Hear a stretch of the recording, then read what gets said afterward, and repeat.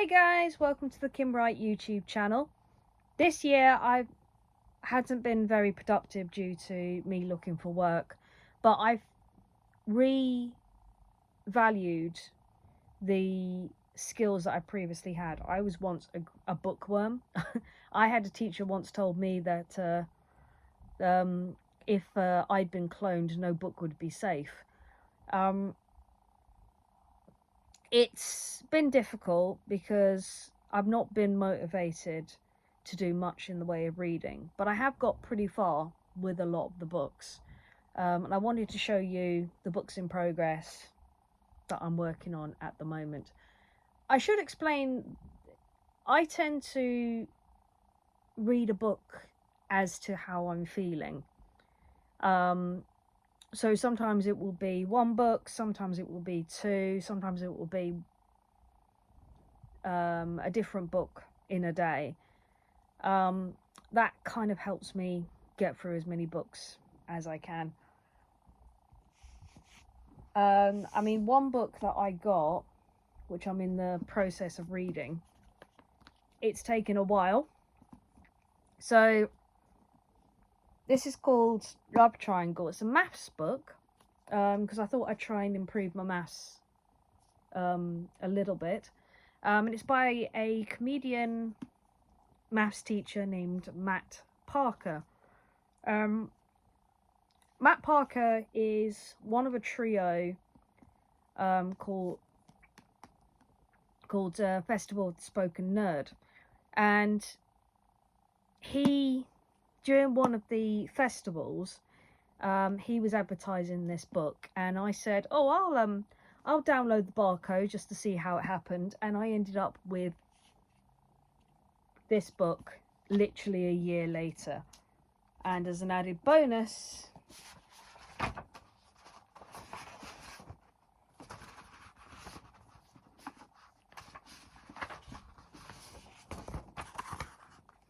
it's signed by him. Now that is super awesome and super cool. Sadly, I've not got that far in the book, partly because I'm still processing chapter 1. Chapter 1 was mainly about the shadows and how you could figure out the size of something just by working out its shadow, or how much of a distance it is. So for example, if you wanted to measure the shard, you wouldn't measure the shard, you'd measure the shard's shadow, and through that you'd figure out a rough estimate on the actual height of the shard. It's a really good book, and I do love it.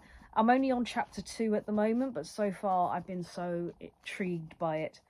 Downside is I'm so intrigued I haven't got far in the book, but hopefully next year this will be finished, because I have one of his other books. This I actually got from my dad. This is also signed by him, but he did it in binary. So I might need to sit down and work out the letters for this. But very similarly, he's got a lot of diagrams and maths, which I'm hoping will help me improve in my maths in any form. I have seen Festival of the Spoken Nerd many times, so I've been told there's a few of the things that he mentions in Festival of the Spoken Nerd in this book. So that's going to be interesting when I get to that, and I'm like, oh, I remember that. That will be super cool. Going into horror territory, just for the moment, I finished reading Carrie last year, and I'm now on another book by Stephen King, which is Pet Sematary. Again, not too far in this book, but it has been quite a spooky read so far, even though, yeah, I haven't got to the spooky part of the book apparently, but from what I've read so far, his descriptions are just, I can understand why Stephen King is the king of horror. He is truly how he creates his worlds, from describing his first day at school, describing the cemetery that is the pets, describing his son, his wife, his daughter, describing the neighbors. They're actually they're actually really good, and they add to the kind of spookiness to it. To give you a hint of what happens in this book,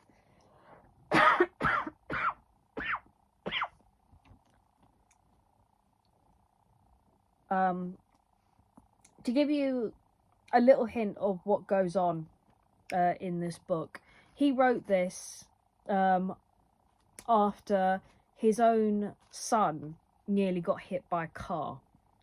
And the experience of him being literally half a second off from saving his son prompted him to write this book. When I finished it, when I finished all of these books, I will do a proper review, but so far this book is absolutely amazing. I'm on chapter 12 at the moment, and it's been a roller coaster of a ride. I actually asked for this book for Christmas. This is a sort of a new interpretation of the Disney film Robin Hood, in the fact that it is the Princess of Thieves, and it is to do with Maid Marian. So imagining Maid Marian being the outlaw rather than Robin himself, although he is still an outlaw in this, but it's for a completely different reason. It's absolutely phenomenal. I'll read you the blurb. I'm only on chapter 1. Returning from an extended trip abroad, Maid Marian finds that much about her beloved England has changed.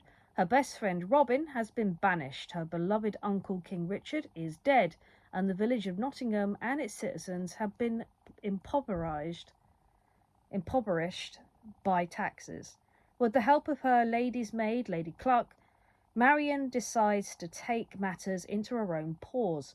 She is determined to help all of the villagers while also solving the mystery surrounding her uncle's death. Deep in the woods, she finds Robin and his merry men.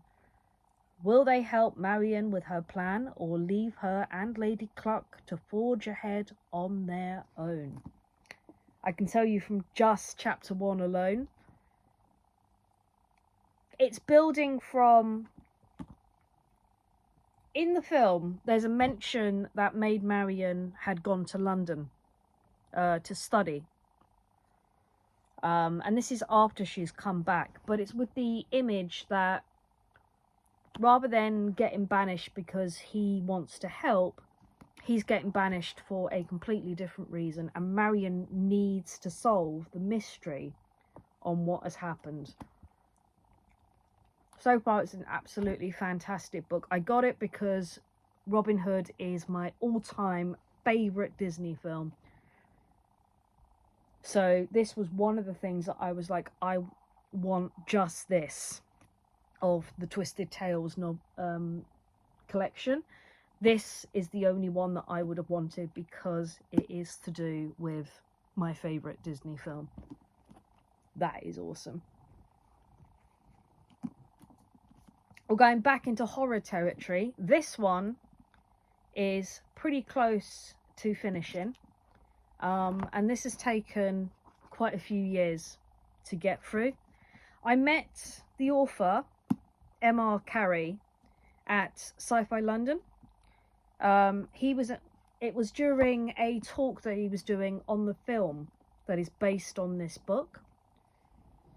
And it's an interesting story. It sort of broadens the idea of what happens if you've got zombies, but you've got the impression that zombies can breed, and you end up with zombie children. Now, the actual origin of the zombie children is a bit iffy, so no one knows where exactly they've come from. But Milani, who is the main character, she is one of these zombie children. She currently lives in a laboratory.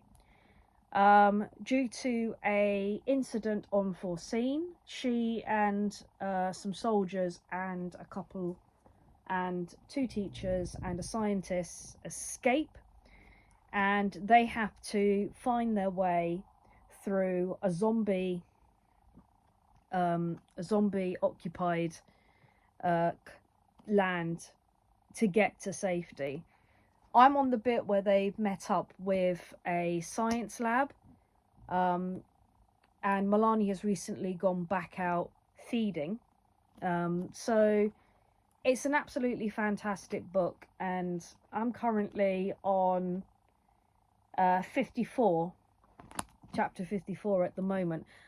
If I ever meet this author again, I do have a question that links this book to the film, but I would almost be scared to ask it. But maybe when I see him, maybe I'll have the courage to ask. Or maybe the idea is once I finish this book, I've got the prequel to this book. So once I finish this book, I'm going to read the prequel, and I'm going to decide which one of these 2 is the better of the 2, which sounds pretty weird, but this is just awesome, and I absolutely love the book. It is fantastic. Now, before people start yelling at me, I was reading this book before Neil Gaiman had his issues, and the reason I was reading it is because the second author, Terry Pratchett, had recently passed away, and the TV series had come out. So I wanted to read the book to see how much of the book is actually in the TV series. And also at the time, not much, but at the time, I had another one of Neil Gaiman's book, which was Netherware, which was my all-time favourite book when I was a kid. I also loved the TV series. Terry Pratchett, I was in the process of reading Discworld. So when I heard that they'd done a book together called Good Omen, I was like, I've got to give it a try. This is my mum's copy. So once I finish reading this, I've got to give it back to her if she wants it. I might end up inheriting it. And as you can see, I am pretty much more than halfway through the book. To give you an idea of what it is, an angel and a demon prevent the apocalypse happening, while also hiding the fact that they are avoiding the apocalypse from their sides, which is a very odd way of saying what this book is about. It's a lot more complicated than that, but it's full of conspiracy theories, and it's full of ideologies of how the world works, which just adds to the kind of humor a little bit. But it is a truly amazing book. Hopefully I can finish this off fairly quickly, because I want to get back to reading Discworld. I paused reading Discworld to read this book. So once I finish this one, I'm going back to the Discworld collection. Hopefully that will happen next year. And finally, this one. Again, this book has been going through for a number of years, partly due to the difficulty of the readings of these books. I'm going through Lord of the Rings. I'm currently on book 5, which is book 2 of the Return to the King section of Lord of the Rings. And as you can see, this is absolutely amazing. I'm pretty far in the book. I've got to quite a tense bit at the moment in the book, so I'm trying to pace myself. Because I'm at the, I don't really want to try and spoil what goes on in the book if you haven't read Lord of the Rings. I'm assuming everyone has heard of it because of the films, but quite a main character in the books has passed away, and you know, struggling to get through it when you're following the other characters and how they are responding to what has happened. It's incredibly tough, but hopefully I will get this book finished. I will finish book 5. I will get on to book 6. I think there's one more book after book 6 that I need to read, which I think is mostly about explaining a couple of things that happens in the book.